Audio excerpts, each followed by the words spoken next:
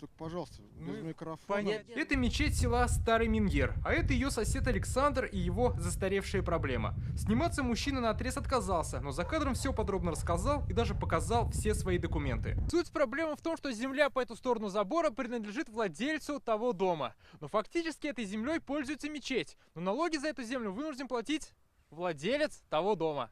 Этот самый владелец Александр с таким положением дел не согласен. Когда он в 2008 году покупал дом с земельным участком, прежний хозяин ему, конечно, сказал, что немного его владений занимает мечеть. Тогда Александр с этим согласился, но потом понял, что это немного, почти 4 сотки, а за них нужно платить налоги. Я ничего не знаю.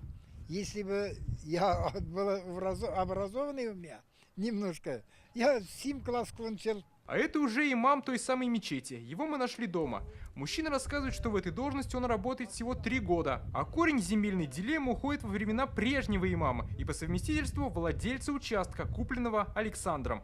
Строили мечеть. Предыдущий владелец разрешил на свой участок? Да, Абдуллин Валиевой. Вот.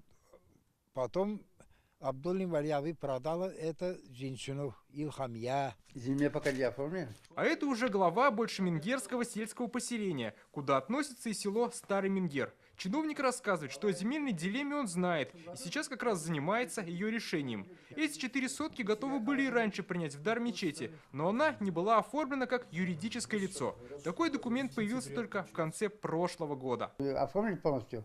Вот после этого оформляем. Это в этом году планируем.